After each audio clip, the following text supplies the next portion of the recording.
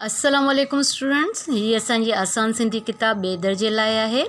असां पंहिंजी last class में अलिफ खां वठी भे ताईं सिंधी अखर पढ़िया हुआसीं ऐं उन जी रीडिंग कई हुईसीं, गॾु उन जी एक्सरसाइज़ कई हुईसीं, मैचिंग कईसीं, ख़ाल भरियासीं। ऐं अॼु जी क्लास में असां अलिफ खां भे ताईं सवाल जवाब कंदासीं ऐं तव्हांखे सम्झाईंदासीं बि एक्सरसाइज़ खे। इन करे तव्हां ही वीडियो शुरू खां एंड ताईं ज़रूरु ॾिसिजो, छो त इन में ई तव्हांजी एक्सरसाइज़ हल थिए थी। ऐं उन खां पोइ मां तव्हांखे फस्ट टर्म जो सिलेबस बि सम्झाईंदसि त असांजी अलिफ बे जी पट्टी अलिफ खां वठी केसी ताईं आहे फस्ट टर्म में, ऐं इन में घणा लेसन असां कंदासीं। त हलो तव्हांखे मां सिलेबस टिक करायां थी। स्टूडेंट्स, असांजो हितां पहिरें पेज खां फस्ट टर्म स्टार्ट थिए थो, यानी कि अलिफ बे जी जेका पट्टी आहे असांखे अलिफ खां वठी ऐं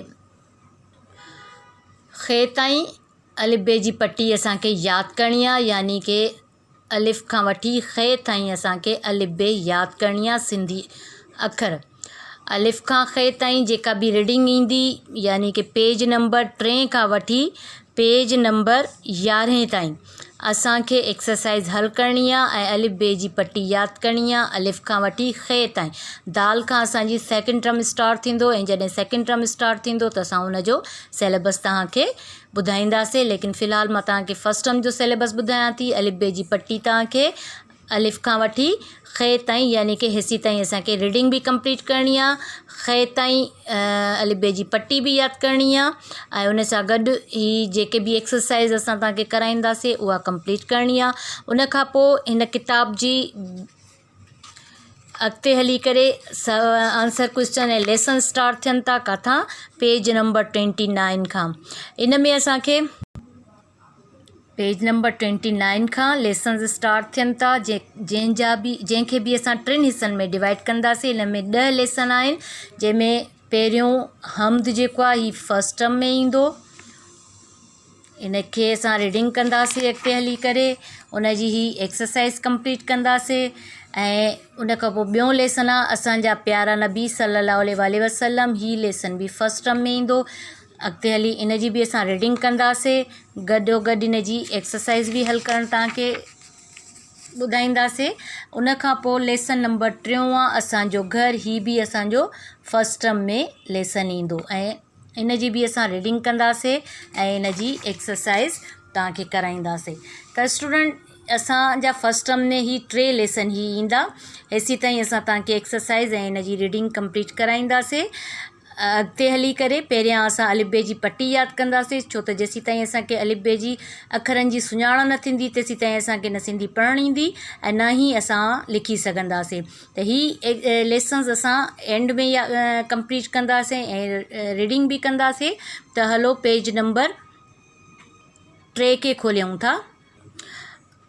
स्टूडेंट, ही असांजो पेज नंबर 3 आहे, यानी कि इतां ही असांजी जो फस्ट टर्म स्टार्ट थिए थो। असां हिन महिल ताईं अलिफ खां वठी भे ताईं हिन पेज जी रीडिंग बि कई आहे ऐं इन्हनि अखरनि खे पढ़ियो बि आहे, अलिफ बे बे भे। ऐं इन जूं असां ख़ाली जॻह बि फिल कयूं आहिनि ऐं इन जे बैक साइड ते जेका एक्टिविटी आहे मैचिंग जी, असां पंहिंजी लास्ट वीडियो में ही मैचिंग बि कई हुईसीं। ऐं अॼु जी क्लास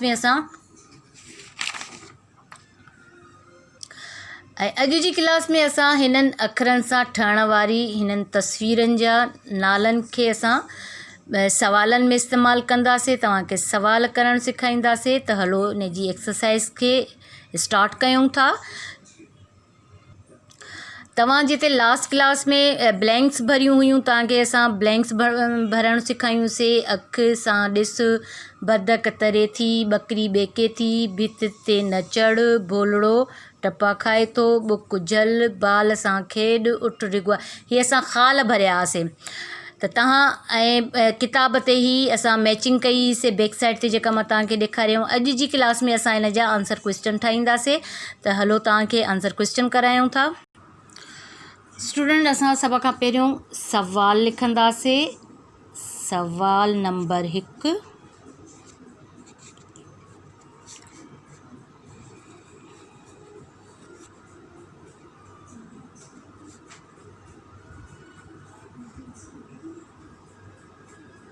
ही छा आहे। ऐं जंहिं बि हिते असां तव्हांखे तस्वीर ॾींदासीं ऐं ही सवाल हूंदो उन तस्वीर जे मुतालिक़ त ही छा आहे। हिते तस्वीर फॉर एग्ज़ाम्पल अखि जी आहे त तव्हां हिन जो जवाबु तस्वीर ॾिसी करे जवाबु हेठां लिखंदव।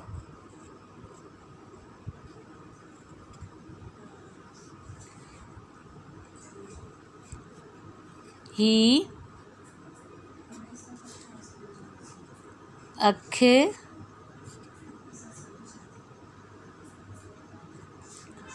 आहे।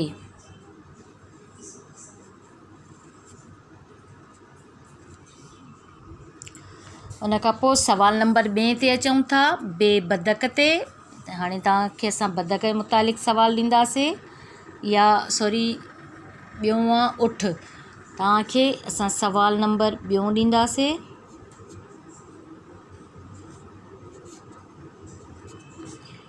वरी साॻियो सवाल हूंदो, ही छा आहे। ऐं हिते तस्वीर तव्हांखे उठ जी ॾींदासीं ऐं जवाबु लिखंदासीं हिन जो। ही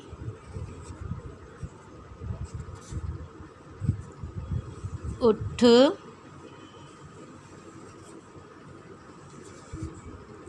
आहे।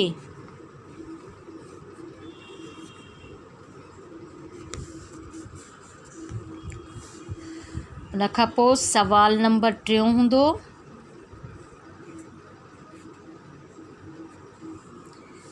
ही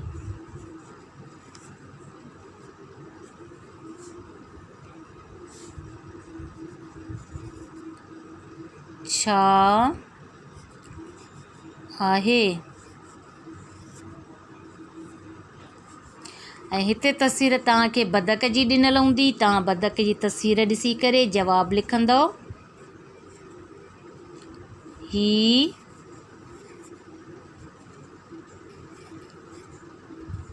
बदक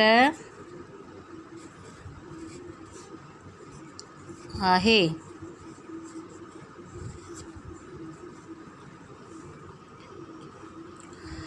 उन खां पोइ सवाल नंबर 4,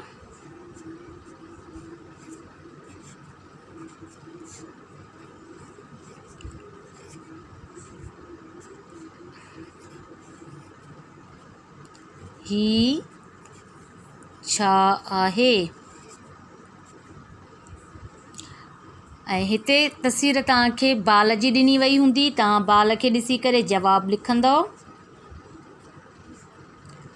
ही बाल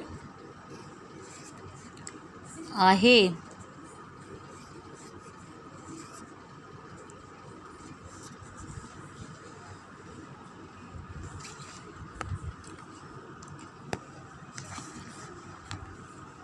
उन खां पोइ सवाल नंबर 5,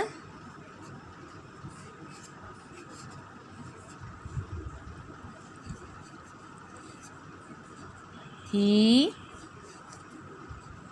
छा आहे।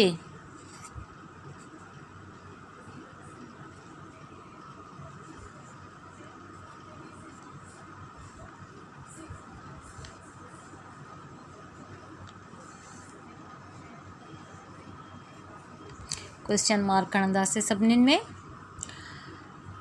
उन खां पोइ हिते तव्हांखे तस्वीर ॾिनी वई हूंदी बकरीअ जी, ऐं तव्हांखे बकरीअ जी तस्वीर ॾिसी करे उन जो हिते जवाबु सवाल जो लाहींदव। ही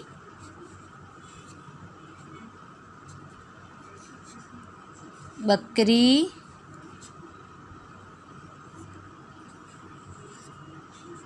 आहे।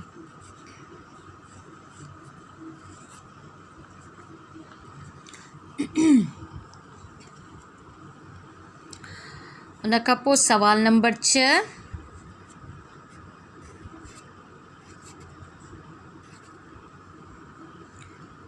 ही छा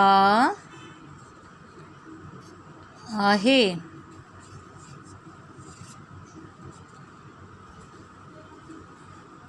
इन जो जवाबु लिखंदासीं। ऐं हिते तव्हांखे हिन सवाल सां गॾु तस्वीर ॾिनी वेंदी बुक जी। तव्हांखे तस्वीर ॾिसी करे हिन नालो हिते तव्हां हिन जो जवाबु लिखंदव। ही बुक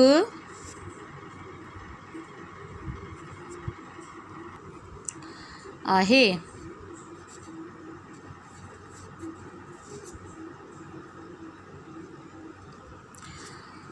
ही सवाल नंबर 4 हो। हाणे असां सवाल नंबर 7 लिखंदासीं।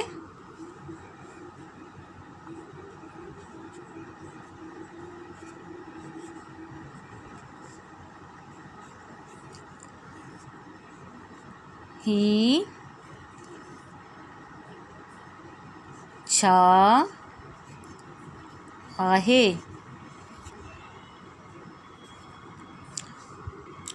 ऐं हिते तव्हांखे तस्वीर भित जी ॾिनी वई हूंदी। तव्हां तस्वीर ॾिसी करे जवाबु लाहींदव।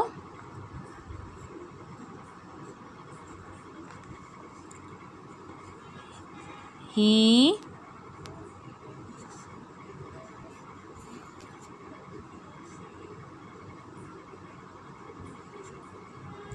भित आहे।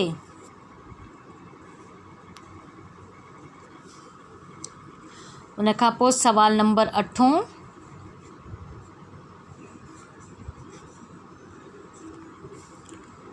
ही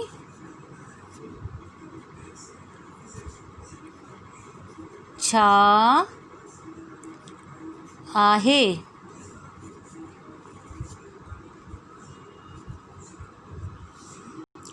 ऐं हिते तव्हांखे तस्वीर बोलड़े जी ॾिनी वई हूंदी। तव्हां बोलड़ो ॾिसी करे हिते हिन जो जवाबु लिखंदव।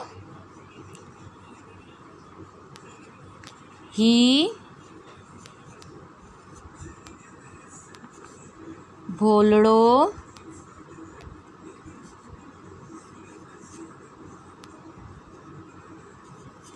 आहे।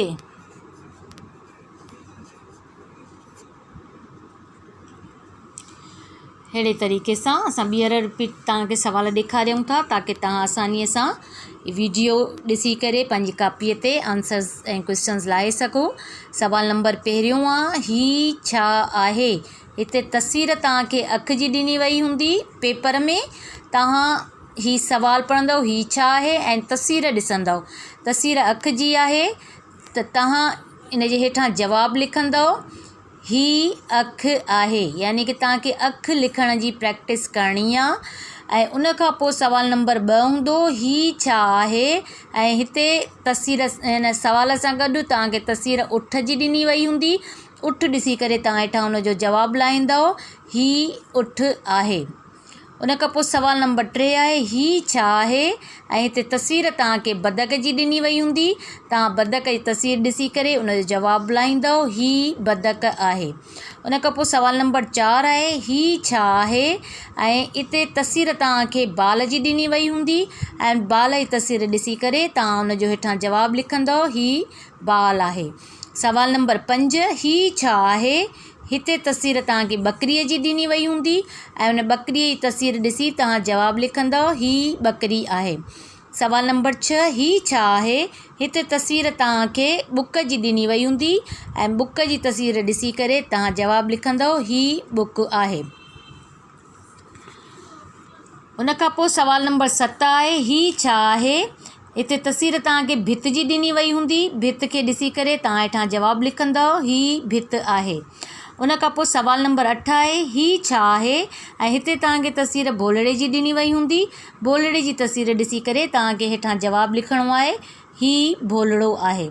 त स्टूडेंट अहिड़े तरीक़े सां तव्हांखे हे 8 सवाल लाहिणा आहिनि। पहिरियां तव्हां ख़ाल भरिया, ख़ाली जॻह सां तव्हांखे पहिरीं वीडियो में हल कराईसीं। उन खां पोइ किताब ते ई तव्हांखे मैचिंग कराई हुईसीं ऐं अॼु जी क्लास में असां तव्हांखे 8 सवाल कराया आहिनि। ऐं हाणे असां सवाल तव्हांखे करायूं था सवाल नंबर 9 लिखूं था।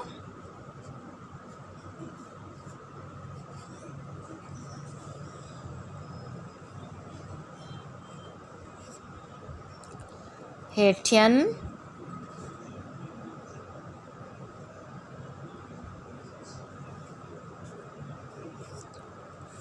अखरनि जी जोड़ करियो। हेठियनि अखरनि जी जोड़ कयो, यानी कि अखरनि खे असां जोड़ींदासीं। त नंबर 1 आहे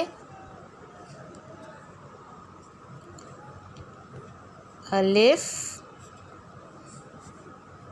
ऐं खे। अलिफ जे मथां ज़बर ॾिनल आहे। हाणे इन जी असांखे जोड़ करणी आहे, त पहिरियों असांखे छा ॾिनो वियो आहे, अलिफ ऐं ज़बर मथां लिखियलु आहे, ऐं उन खां पोइ खे आहे। अलिफ ऐं खे जॾहिं असां मिलाए लिखंदासीं, इहे लफ़्ज़ छा ठहंदो, अख। उन खां पोइ नंबर 2 आहे, हीअ जॾहिं असां अखर जोड़े लिखियासीं त लफ़्ज़ छा ठहियो, अख। उन खां पोइ आहे अलिफ मथां पेश लॻल आहे ऐं ठे। इनखे असां जोड़े जॾहिं लिखंदासीं त हीअ कीअं जोड़ थींदी, अलिफ जे मथां पेश आहे, वरी ठे आहे, उठ। हीअ लफ़्ज़ ठहियो उठ। उन खां पोइ नंबर 3 आहे बे दाल ऐं काफ। हाणे असांखे हिननि अखरनि जी जोड़ करणी आहे। त सभ खां पहिरियां छा लफ़्ज़ असांखे अखर ॾिनल आहे, बे जी अधु शिकिल लिखंदासीं। बे खे कंहिंसां गॾु मिलाईंदासीं, दाल सां गॾु। दाल खां पोइ कहिड़ो लफ़्ज़ ॾिनल आहे, दाल रे, दाल ज़ाल रे डे ड़े। इन्हनि सां वाओ ऐं इन्हनि सां कोई बि लफ़्ज़ गॾिजी न लिखिबो। जिथे बि इहे लफ़्ज़ ईंदा आहिनि त उते असां उन लफ़्ज़ खे अकेलो करे अॻितां वारो लफ़्ज़ अलॻि करे लिखंदा आहियूं। हीअं हिननि सां गॾु कोई बि लफ़्ज़ न मिलंदो आहे, दाल डाल ज़ाल रे ड़े ज़े ऐं वाओ। हीअ लफ़्ज़ जिथे बि लफ़्ज़ सां गॾु मिलंदो आहे उते असां उन लफ़्ज़ खे ख़तमु कंदा आहियूं, ऐं उन खां अॻिते जेको लफ़्ज़ ईंदो आहे उन खे असां अलॻि करे लिखंदा आहियूं। इन ॻाल्हि खे तव्हां स्टूडेंट्स यादि रखिजो, इन लफ़्ज़नि सां गॾु, अखरनि सां गॾु कोई ॿियो लफ़्ज़ नाहे मिलंदो। चौथों लफ़्ज़ आहे बे अलिफ ऐं लाम। हाणे असांखे हिननि अखरनि खे मिलाए करे इन्हनि जी जोड़ करणी आहे। त पहिरियां असांखे छा ॾिनो वियो आहे, बे। त बे जी असां अधु शिकिल लिखंदासीं हीअं। बे खे कंहिंसां गॾु मिलाईंदासीं, अलिफ सां गॾु। हीअ असां बे खे अलिफ सां गॾु मिलायोसीं।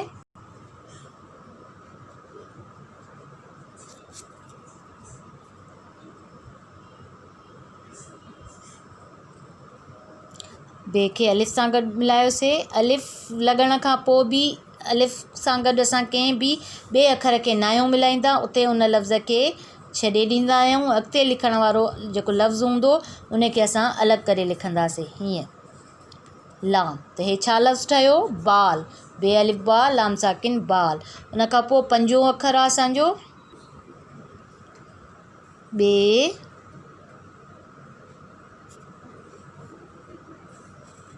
काफ रे ये। हाणे असांखे हिननि अखरनि जी जोड़ करणी आहे। सभ खां पहिरियों छा आहे, बे। त बे जी असां अधु शिकिल लिखंदासीं। बे खे कंहिंसां गॾु मिलाईंदासीं, काफ सां गॾु। काफ जी अधु शिकिल। काफ खे कंहिंसां गॾु मिलाईंदासीं, रे सां। मां तव्हांखे ॿुधायो हो त जिथे बि दाल डाल ज़ाल रे ड़े ज़े वाओ लॻंदी उते उन लफ़्ज़ खे असां एंड कंदासीं, ऐं अॻिते जेको असांखे अखर ॾिनो वियो हूंदो उन खे असां अलॻि करे लिखंदासीं, रे सां गॾु मिलाईंदासीं न। हीअ असांजी जोड़ थी वई हिननि अखरनि जी। ऐं हे लफ़्ज़ छा ठहियो, बकरी। उन खां पोइ 6हें नंबर ते अचूं था। पहिरियों लफ़्ज़ आहे असांजो बे। बे जे मथां पेश आहे। उन खां पोइ आहे काफ। असांखे हिननि ॿिनि अखरनि जी जोड़ करणी आहे। त पहिरियों असां बे जी अधु शिकिल ठाहींदासीं। ने मथों पेश आहे, पेश लिखंदासीं, ॿिए खे कंहिं सां गॾु मिलाईंदासीं, काफ सां गॾु। हीअ असांजो लफ़्ज़ छा ठही वियो, बुक। उन खां पोइ 7 नंबर ते अचूं था, 7 जोड़ कंदासीं असां। पहिरियों अखर आहे भे, भे जे हेठां ज़ेर आहे, ऐं ॿियो अखर आहे ते। हिननि ॿिनि अखरनि खे असां, ॿिनि अखरनि जी असां जोड़ कंदासीं। त पहिरियां भे आहे, भे जी अधु शिकिल लिखंदासीं, भे जे हेठां ज़ेर ॾिनल आहे, ज़ेर ॾींदासीं, भे खे कंहिं सां गॾु मिलाईंदासीं, ते सां गॾु। हीअ असांजी जोड़ थी वई हिननि अखरनि जी, ऐं असांजो लफ़्ज़ छा ठहियो, भित, भित। उन खां पोइ 8 जोड़ ते अचूं था।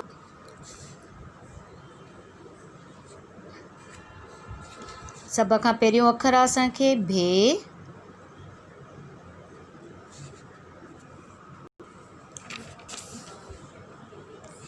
भे खां पोइ वाओ, वाओ खां पोइ लाम, लाम खां पोइ ड़े, ड़े खां पोइ वाओ। हिननि अखरनि जी असांखे जोड़ करणी आहे। त सभ खां पहिरियां असांखे छा आहे ॾिनल, भे। असां भे जी अधु शिकिल लिखंदासीं, भे खे कंहिं सां गॾु मिलाईंदासीं, भे खां पोइ छा आहे वाओ, यानी कि भे सां गॾु असां वाओ मिलाईंदासीं। मां तव्हांखे ॿुधायो हुउमि, ज़हन में रखिजो, दाल डाल ज़ाल रे ड़े, वाओ सां गॾु कोई बि ॿियो अखर न मिलंदो आहे। यानी कि अॻिते वाओ, वाओ खां पोइ लाम आहे, त लाम खे असां अलॻि लिखंदासीं, लाम जी अधु शिकिल लिखंदासीं। लाम खे कंहिं सां गॾु मिलाईंदासीं, ड़े सां गॾु। लाम खां पोइ छा आहे ड़े, लाम सां गॾु ड़े मिलाईंदासीं, वरी ड़े खां पोइ आहे वाओ, वाओ खे असां अलॻि लिखंदासीं। हीउ लफ़्ज़ असांजो छा ठही वियो, हिन जी जोड़ ठही वई। हीउ लफ़्ज़ असांजो ठहियो भोलड़ो। ठीकु आहे स्टूडेंट। हाणे असां अचूं था सवाल नंबर 10 ते। सवाल नंबर 10,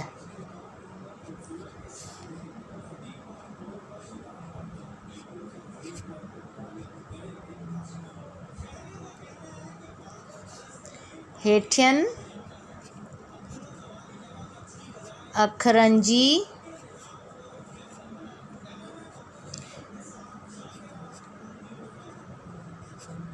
तोड़ करियो।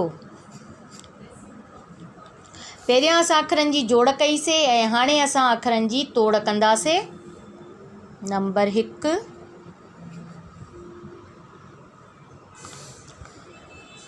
पहिरियों अखर असांजो आहे, पहिरियां असां अखर लिखी वेंदासीं सॼा, पोइ असां हिननि जी तोड़ कंदासीं। पहिरियों अखर आहे ॾिस, ॿियों अखर आहे ड्रिघो,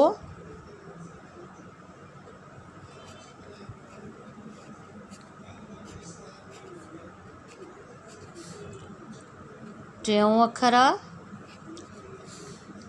तरे,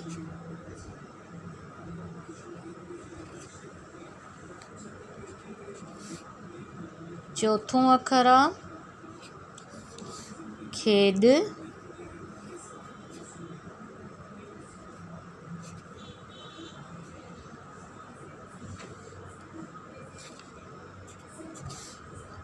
पंजों अखर आहे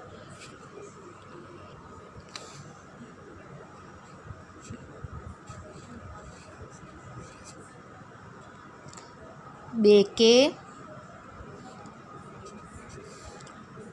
छहों अखर आहे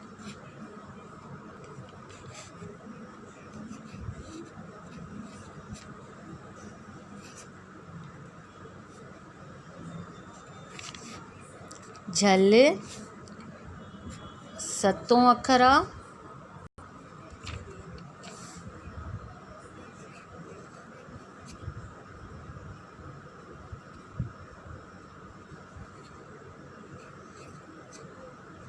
चढ़,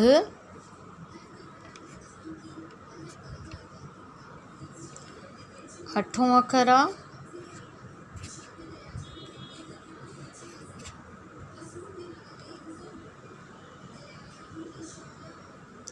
टपा।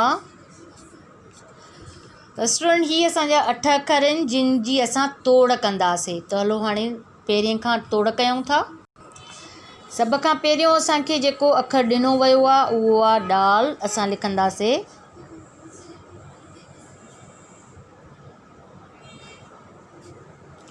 हिन जी असां हिन अखर खां तोड़ कईसीं। उन खां पोइ आहे सीन। ॾिस हिन अखर जी हीअ तोड़ थी वई। उन खां पोइ ॿिए अखर ते अचूं था। पहिरियों आहे डाल। डाल खां पोइ छा आहे गाफ।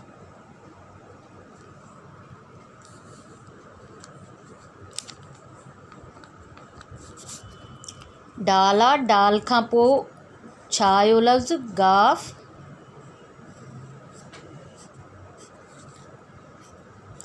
गाफ खां पोइ कंहिंखे टोड़ींदासीं हे खे। हे सां गॾु छा मिलियल आहे वाव। वाव खां पोइ कोई अखर न आहे। हाणे हिन हुर्फ़ जी तोड़ थी वई अल्फाज़ जी। ही लफ़्ज़ हुयो डिघो जंहिंजी सभिनी अल्फाज़नि जी असां तोड़ करे छॾीसीं। उन खां पोइ नंबर 3 आहे। नंबर 3 ते पहिरियों लफ़्ज़ कहिड़ो आहे ते। ते जी तोड़ कंदासीं। ते सां गॾु छा मिलियल आहे रे।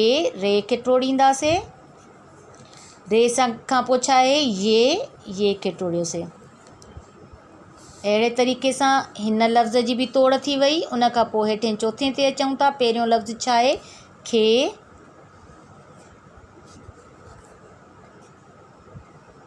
खे खां पोइ छा आहे ये खां पोइ छा आहे डाल।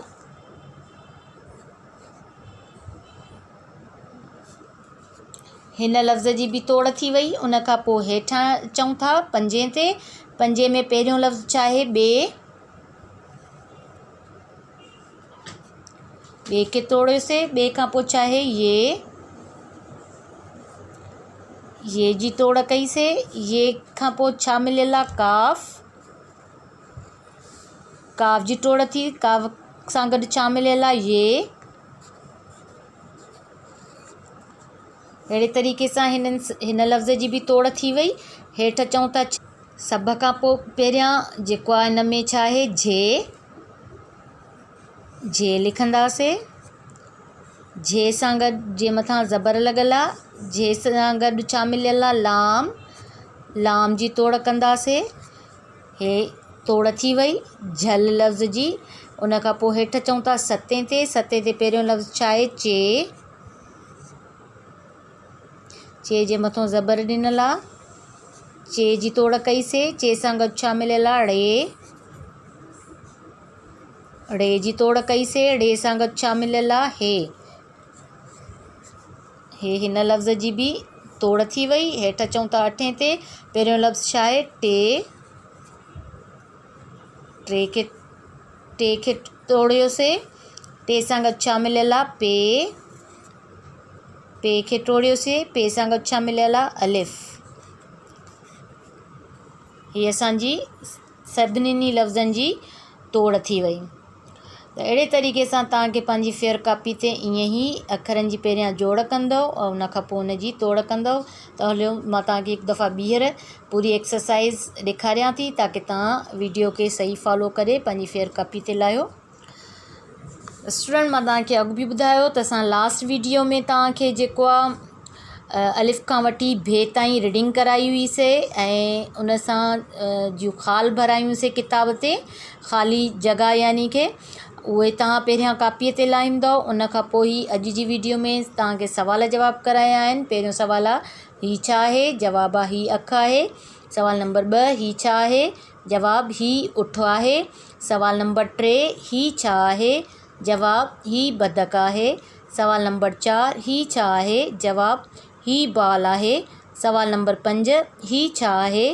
जवाबु हीउ बकरी आहे। सवाल नंबर 6 हीउ छा आहे। जवाबु हीउ बुक आहे। सवाल नंबर 7 हीउ छा आहे। जवाबु हीउ भित आहे। सवाल नंबर 8 हीउ छा आहे। जवाबु हीउ भोलड़ो आहे। उन खां पोइ स्टूडेंट हीउ सवाल नंबर 9 आहे हेठियनि अखरनि जी जोड़ कयो। ही असांखे अखर आहिनि ऐं इन्हनि जी असां जोड़ कईसीं। पहिरियों अखर आहे, जॾहिं हिननि अखरनि खे असां जोड़ियोसीं त हीउ लफ़्ज़ु ठहियो अखि। ॿियों असां जॾहिं हिननि लफ़्ज़नि जी जोड़ कईसीं त हीउ लफ़्ज़ु ठहियो उठ। उन खां पोइ टीं असांजी जेका जोड़ आहे उहा आहे हिन जी बे दाल काफ़। इन खे जॾहिं असां जोड़ कईसीं त लफ़्ज़ु ठहियो बदक। चौथीं असांजी जेका जोड़ आहे उहा आहे बे अलिफ लाम। इन खे जॾहिं असां जोड़ कईसीं त लफ़्ज़ु ठहियो बाल। नंबर 5 ते आहे बे काफ़ रे ये। जॾहिं असां इन्हनि लफ़्ज़नि जी जोड़ कईसीं त लफ़्ज़ु ठहियो असांजो बकरी। उन खां पोइ नंबर 6 जोड़ आहे बे ऐं काफ़। बे जे मथां पेश लॻल आहे ऐं इन्हनि जी जॾहिं असां जोड़ कईसीं त लफ़्ज़ु ठहियो बुक। नंबर 7 ते आहे भे जे हेठां ज़ेर लॻल आहे ऐं ते। इन्हनि जॾहिं ॿिन्हिनि लफ़्ज़नि जी असां जोड़ कईसीं त इहे लफ़्ज़ु ठहियो भित। नेक्स्ट पेज ते हलूं था।